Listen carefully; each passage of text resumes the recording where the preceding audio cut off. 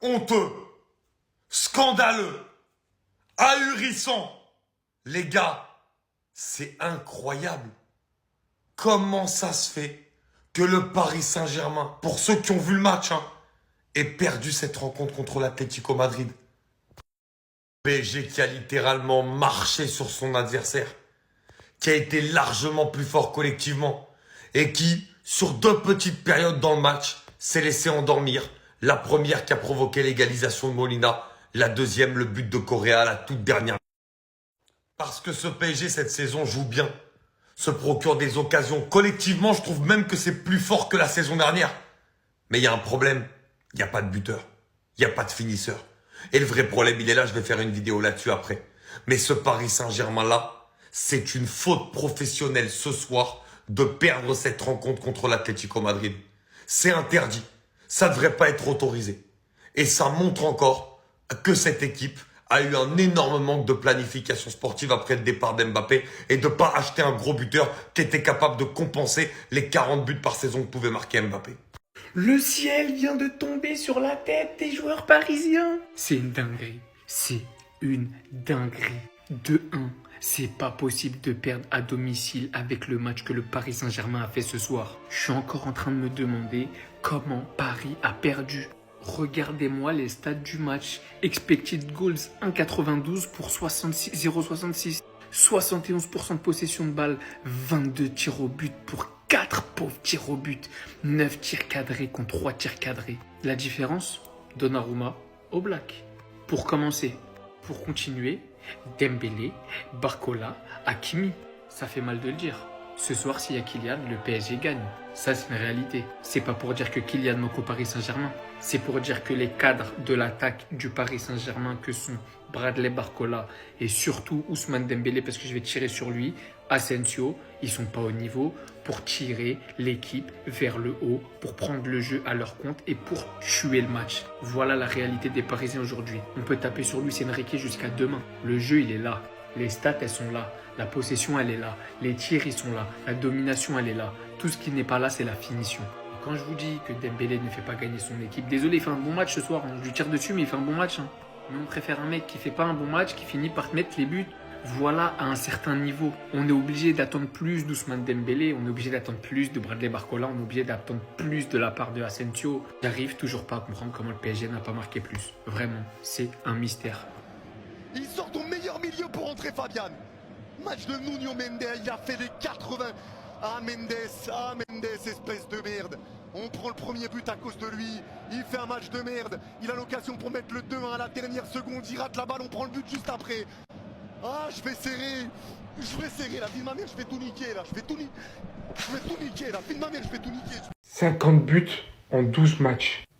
Qui va les arrêter? À quel moment Koundé devient un latéral qui délivre 3 passes décisives? Il devient latéral, c'est déjà un fait, mais qui délivre 3 passes D durant le même match, ayant de plus en plus de facilité à trouver ses coéquipiers. On l'a vu passer à ce poste et en tirer tous les secrets. Nul doute sur le fait qu'il est actuellement le latéral le plus fiable qui puisse exister dans le football. Déjà que c'était un mur en défense. Mais si en plus de ça, il arrive à se montrer aussi décisif offensivement, j'ai plus les mots. Ça fait depuis un moment, et sans manquer de respect à Lamine Yamal, parce qu'on parlait beaucoup de lui à un moment. Je pense que c'est ce que tout le monde veut parce que c'est le joyau. Et quand tu vois Rafinha aujourd'hui, surtout, encore une fois, tu te rends compte que c'est vraiment lui le joueur phare. Qu'il peut prétendre actuellement au titre de meilleur joueur du monde. Il est pour moi l'attaquant le plus complet qui puisse exister actuellement dans le foot. Il est littéralement en 16 matchs à 12 buts, 10 passes D. Présent là où il faut, t'as l'impression que toutes les offensives passent par lui. Aujourd'hui, il se montre même décisif sur coup franc, en plaçant un bijou sur la tête d'Inigo Martinez. Il est tellement confiant que tout lui réussit. Sans en oublier un qui aujourd'hui, dans son meilleur jour, mettait littéralement son 100e but en Ligue des Champions aujourd'hui. Entouré de tels coéquipiers, mais surtout de son entraîneur, qu'il a retrouvé, il est littéralement épanoui. Je vous dis la vérité, comme j'ai parlé maintenant, je peux parler de toute l'équipe. La simple vérité, c'est qu'ils excellent tous à leur poste. Ils sont tous incroyablement forts. La vérité, encore une fois par-dessus, c'est qu'ils sont favoris pour la Ligue des Champions et pour la Ligue 1. Étant madrilène, je vous le dis, ils sont effrayants. Cette nouvelle ère de Néo-Barça par Hansi Flick, c'est juste incroyablement fort. Donc là, le PSG n'est pas qualifié en Ligue des Champions pour l'instant. s'écoule littéralement en fin de match à la dernière minute, à la dernière seconde. Alors que l'Atlético Madrid n'a pas existé durant tout le match. Ils ont tiré une fois en seconde période. Ils ont gagné sur ça. Sans compter sur cet homme qui aujourd'hui, d'un point ferme, a littéralement su dévier les occasions les plus importantes du Paris Saint-Germain. Mais ça ne fait pas tout. J'ai beau ne pas avoir vu le match, on n'a pas besoin de ça pour savoir qu'encore une fois, le Paris Saint-Germain a fait preuve de zéro réalisme, encore une fois devant les cages. Je peux pas avoir plus de 65% de possession, avoir tiré plus de 15 fois, marquer qu'un seul but face à cet Atlético Madrid qui, certes, a encore une fois aligné son bus. Le front offensif, Barcola, tout ça, c'était pas assez aujourd'hui. Aujourd'hui, le Paris Saint-Germain est 29e du classement. C'est très inquiétant et clairement, un mercato est impératif très prochainement. Ils ont encore bien évidemment toutes leurs chances de bien revenir et tout. Ça se réduit de plus en plus, surtout sachant le fait qu'ils vont encore affronter Manchester City, qu'ils vont encore affronter le Bayern Munich. Et je pense que c'était la pire des choses à faire, d'attendre ça des derniers matchs. Il y avait clairement quelque chose à sécuriser et dès les premiers matchs. Maintenant, ça va être de plus en plus dur. Rien à dire, ce format, il est super dur pour tout le monde. Hâte de voir ce que ça va donner pour la suite. Le sapologue béninois Jules Koundé, le meilleur latéral au monde. C'est lui. C'est lui. C'est son poste. Il est pas latéral de base, mais c'est le meilleur. Je vous ai répété ça l'année dernière, vous m'avez pas écouté. Ce soir, c'est triple passe D. Monsieur Jules Koundé, un réel cyborg, les gars. Il atomise tout sur son passage, il pocket tout le monde et offensivement, il est devenu hyper bon. Et au passage, Jules Koundé, sapologue béninois, met dans sa poche celui qui a osé ouvrir sa bouche sur Lamine Yamal. Il l'a rendu invisible, miskin. Personnellement, moi j'ai vu Dani Alves ce soir. C'était magnifique. C'est lui qui fait la passe à Fermin. C'est lui qui l'envoie en retrait pour Rafinha. Et c'est lui qui l'envoie ensuite à Lewandowski qui a juste à mettre son tapin. Jules Koundé réfléchit. Il cherche. Vous savez ce qu'il cherche? Il cherche la concurrence à son poste parce que personne n'est meilleur que lui. Et il y a des rumeurs avec le Paris Saint-Germain. Comme quoi ils le veulent pour 100 millions. Lâchez ça. On va jamais lâcher le sapologue béninois Jules Koundé, le meilleur latéral au monde. Un match de patron et il a encore confirmé ce soir. Enfin bref, sinon vous les gars, vous en pensez quoi? Rano sur Snap Instant, on s'ennuie. Il y a des Golemons qui ont cru qu'on allait perdre. Il y a des humains qui pensaient que Maximovic, il allait apprendre le football à Lamine Yamal. Les gars, avant de continuer le débrief, je vous informe que j'ai créé une page spéciale dédiée aux Barcelonais, ça s'appelle La Masia. Le lien, il est dans ma bio. C'est un canal spécial où vous aurez toutes les news, tout ce qui se passe sur le Barça, tout. Venez rejoindre. Mais bien évidemment, il n'y a pas que pour le Barça, il y a également Zone Foot avec Bas, Taifut et toute l'équipe. Si vous voulez avoir des news sur d'autres clubs, ça se passe ici. Le lien, il est juste en bio. 5-2. Bientôt, j'aurai plus assez de doigts avec une seule main. Lewandowski, doublé. Il commence à se prendre pour un oiseau. Fermin de retour qui commence déjà à célébrer. Zbé, qui es-tu? Triplé de passes décisives pour Jules Koundé. Déjà que c'est le meilleur défenseur du monde. Si en plus il se met à voir les stats de Jordi Alba Prime, Baldé, c'est tout ce qu'on demande. Rafinha, les gars, regardez-moi ces stats. 16 matchs, 12 buts, 10 passes D. Billah, des humains m'ont expliqué que c'était mieux d'avoir Dembélé dans l'équipe. Bref, vous l'aurez compris, on est trop fort au foot. C'est devenu trop facile. Et il y a même plus de gens qui vont dire oui, mais c'était une petite équipe. Parce qu'on a giflé le Real et le Bayern. La vie, c'est trop bon d'être barcelonais. Bisous tout le monde, dites-moi en commentaire votre MVP de ce soir. Moi je vais faire mes vidéos sur le PSG parce que ce soir je vais pas les rater. Victoire sérieuse, victoire convaincante, victoire écrasante, surtout en deuxième mi-temps. Accélération du Barça. Par conséquent, cette victoire nous emmène à la 6e place pendant que le PSG est bien en bas là-bas. Coup d'accélérateur qui a été conclu par le but de Fermin, le dernier but. Koundé excellent, 3 passes D. 3 passes décisives ce soir, il est fit comme jamais. Un petit mot sur De Jong, laissez-le prendre le temps les gars. Psychologiquement, il était atteint avec sa blessure à la cheville. Je comprends que les gens soient déçus, d'accord, mais laissez-le le temps. Je vous promets, laissez-le le temps. Avant qu'on parle du match vite fait, Maximovic, dans ton texte, t'as dit t'allais être meilleur que Lamine Yamal. Sors-nous le Famas. Famas sur la bleuta, on veut le Famas. Bref, le match a bien débuté avec un but d'Inigo Martinez, avant qu'évidemment Gérard Martin, tocard qu'il est, remette l'équipe en jeu, en face. Avant que Lewandowski soit opportuniste pour au final marquer un doublé parce qu'ils ont accéléré en deuxième mi-temps, allez savoir. Rafinha qui met son but après avoir été malchance en première mi-temps. Casado, s'il vous plaît. Casado! C'est lui qui fait la passe, non, pour casser la ligne pour la passe de Koundé. C'est lui, non? Sur le but de Fermin, je sais plus. Bref, il y a eu trop de buts. Rafinha toujours dans ses standards. Quand je vous disais qu'il fallait être exigeant avec ses stats. Lamine Yamal n'a pas marqué, n'a pas fait de passe décisive, mais il a été à l'origine des 3 buts. C'est pas facile d'être Lamine Yamal ou d'être meilleur que lui. Même s'il n'a pas marqué, même s'il n'a pas staté, aujourd'hui, il a été, je crois, à l'origine des 2-3 buts, en fait, aujourd'hui. Qu'est-ce que tu veux? Bref, la petite mauvaise chose, c'est que Koubarsi, en gros, est sorti sur blessure. Le retour d'Araujo dans ce genre de problème, qui est nécessaire, vital. Moi, j'ai toujours déclaré, moi, j'ai jamais dit qu'il fallait vendre Araujo, mais qui doit se reprendre. Progresser surtout. Mais bon, t'inquiète pas, Koubarsi. Avec Puyol, t'inquiète, si t'as besoin de faire ça, tu vas d'être ça comme Puyol, t'inquiète. Allez. Encore une défaite, carrément, je vais même pas m'énerver parce que j'ai fini par prendre l'habitude. Les gars, on est des losers, on est une équipe de merde, voilà, faut être honnête. Les gars, je suis même pas énervé carrément. Je ne suis même pas énervé, c'est bien fait pour nous. Clairement, les gars, de cette vidéo, je vais dire les termes, je sais que vous allez pas être d'accord, vous allez faire en commentaire, je m'en fous totalement. Avec des gars comme Dembélé, la tête de la mer, tu gagnes rien. Tu ne gagnerais que des mecs comme Dembélé. Je sais pas qui est le fou qui a eu l'idée de faire de Ousmane Dembélé leader offensif de ce PSG, mais ce gars-là est malade. Ce gars-là est complètement malade. Je suis désolé, c'est trop léger, ça pue trop la merde. Alors oui, on est content, il a zouké la charrette Galan, un tank les gars, un bouc qui ne sait pas courir pendant 90 minutes. C'est très bien les gars, il a fait du sale à Galan, c'est très bien, on va se BR sur ça. Maintenant la vérité c'est qu'on surresponsabilise trop Dembélé et Hakimi les frères, c'est trop léger, je suis désolé. Le nombre d'occasions que ces deux-là ont et que ces deux-là vendangent, soit par une mauvaise passe dans le dernier tir, soit par une frappe qui pue la merde, soit... Alors en fait c'est trop, la tête de l'homme c'est trop. Et attention, je dis pas que la défaite c'est de leur faute, loin de là, parce que les frères, ce soir Dembélé c'est clairement le meilleur offensif, c'est vrai. Mais les gars, moi je vous le répète, c'est un gars, c'est trop léger en fait. C'est trop léger. C'est trop léger en fait. Barcola, j'en parle même pas, Barcola trop mauvais en fait, faut arrêter avec Barcola, au bout d'un moment faut le mettre de la concurrence. Ça de pas mettre de concurrence aux joueurs, se mettre sur des fauteuils, ils sont mauvais mon gars, ils sont mauvais. Et Asensio mon gars il sert à rien, Asensio mon frère. Pareil le 3-4-3 d'Enrique, au bout d'un moment faut arrêter les frais, je suis désolé, faut arrêter les frais. Faut arrêter les frais de ce 3-4-3 en fait. On bride Nuno Mendes en première mi-temps, en seconde mi-temps on voit très bien que c'est bien meilleur, on est bien meilleur les frères, on a bien plus d'occasions parce que Nuno Mendes peut se projeter, parce que Barcola arrive à être plus dangereux étant donné qu'il est aidé. Faut arrêter au bout d'un moment, on le sait tous, 3-4-3 il est à chier, il est merdique. Les gars je suis désolé mais c'est nul en fait, c'est nul de chez nul. Vous pourrez me dire ce que vous voulez, oui en fait on est bon, mais on manque de finition, la finition les gars c'est la base du football en fait. Marquer des buts c'est littéralement la base du football, c'est la base du football. Moi, je vous le répète, faire de Dembélé ton leader offensif, c'était la pire idée possible. Je le répète, je dis pas que ça a été le plus mauvais soir, loin de là, les frères. Cependant, encore une fois, il doit faire bien plus. Quand tu vois des Rafinha aujourd'hui, des Vinicius Junior, je suis désolé, ce mec-là, c'est pas un top ailier. Ce gars-là, c'est pas un top ailier. Barcola, pareil, je le répète, hein. Frère, c'est des joueurs, c'est trop léger, c'est pas bon, faut arrêter. La tête d'homme, faut arrêter, faut les concurrencer. Mais sérieusement, les concurrencer. Et là, en fait, y a rien qui va avec cette équipe, y a rien qui va. Moi, en fait, j'en peux plus, frère.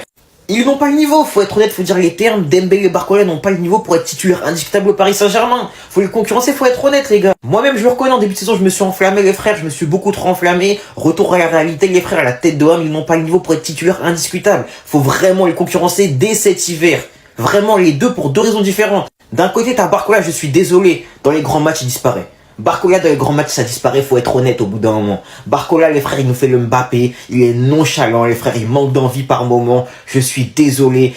C'est mauvais les frères. Après bon le système moi je le répète le 3-4-3 ne l'aide pas étant donné qu'il est tout seul de son côté, tout le temps isolé, personne ne vient le soutenir, t'as capté? Mais la réalité c'est que lui aussi ne fait pas de différence, faut être tout à fait honnête. De l'autre côté Dembélé c'est différent, je suis bien d'accord hein. Alors oui Dembélé c'est créer des occasions, oui Dembélé fait des différences, oui Dembélé dribble beaucoup. Le problème c'est que Dembélé ne doit pas faire que ça et moi je le répète, en fait ce qui m'énerve les frères, je vous promets c'est quoi? C'est que vous êtes trop à vous contenter, vous vous contentez en fait. Un mec comme Dembélé si t'en fais leader offensif il doit faire beaucoup plus mon frère.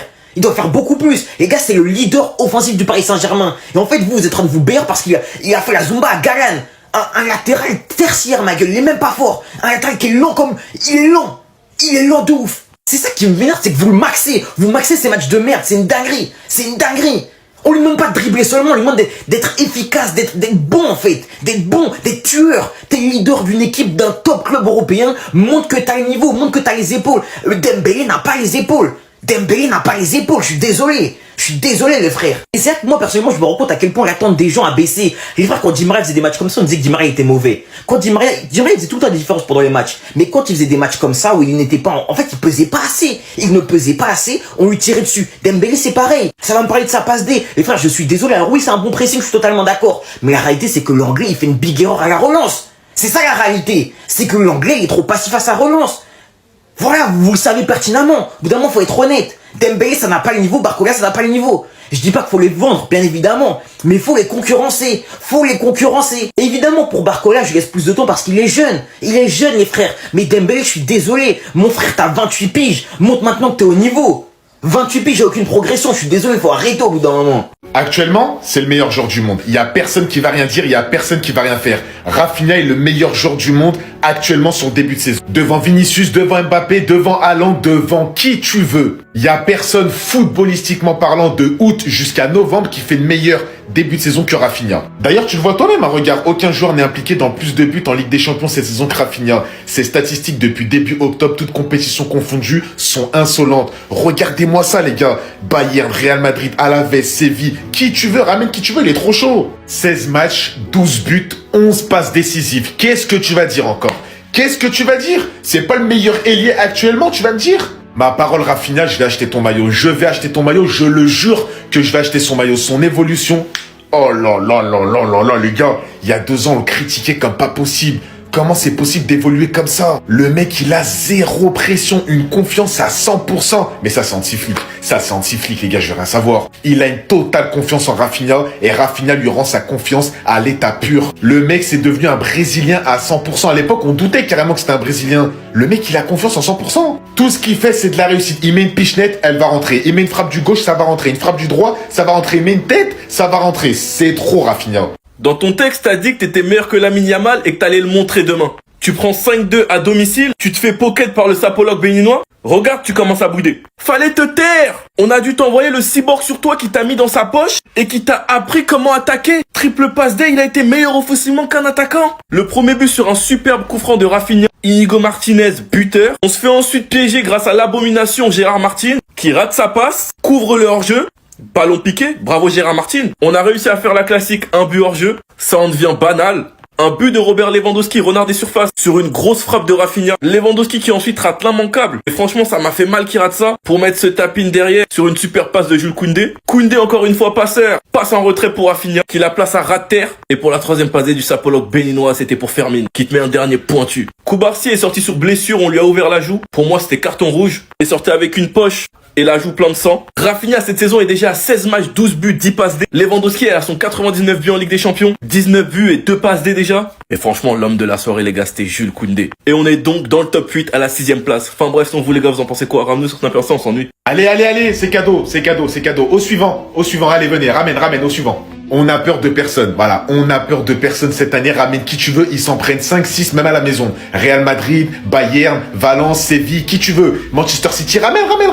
Voilà notre attaque cette année, hein, on va pas dire les chiffres les gars, 16 matchs, 37 buts, 21 passes D à E3. Juste à E3 là, Lewandowski, Rafinha, Yamal. 16 matchs, 37 buts, 21 passes D. Ramène tes attaques, ramène. Lui, comme sa célébration, il vole comme un aigle, il vole sur le ballon d'or 2025, il est en train de voler. Rafinha, les gars, c'est pas possible son niveau. J'ai fait une vidéo sur lui, allez la voir. Ce n'est pas possible, c'est le meilleur joueur du monde actuellement, je vais rien savoir. Il est en train de marcher sur toutes les équipes qu'il affronte. Voilà, il est à son prime. Je sais même pas si un jour il aura ce niveau-là. Il est tout simplement à son prime. Chaque équipe devant lui, il les prend, il les tabasse. Koundé aujourd'hui, triplé de passes décisives, on va rien dire encore une fois. Les Parisiens qui voulaient nous prendre, jamais de la vie. Triplé de passes D, frérot. Tonton, je sais même pas si t'es pas déjà une légende du club, mais bon, ramène-nous la Ligue des Champions, prends le championnat, après on discute. C'est trop simple, c'est trop facile. C'est trop facile. C'est trop simple, c'est quelle équipe ça?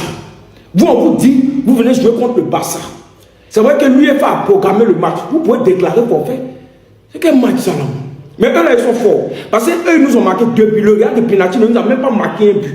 Deuxièmement, Étoile Rouge de Belgrade contre le Real de Penalty. Étoile Rouge de Belgrade gagne. C'est pas un débat. Ils sont forts. Ils sont forts que le Real de Penalty. Mais nous là, on veut une équipe qui va nous inquiéter. Envoyez-nous plus fort que ça. Je vous ai dit, mélangez les équipes là et puis vous venez. On dit mieux attaque d'Europe, on nous donne Étoile Rouge de Belgrade. Vous êtes qui? Vous pouvez jouer quel ballon? On dit Rafinha en forme, Yamal en forme, Lewandowski en forme. Nous envoyons du. C'est un petit match. Non, on veut du froid, on veut du concret. C'est trop faible. Koundé, meilleur latéral droit. C'est le chef. C'est le meilleur, il n'y a pas de débat.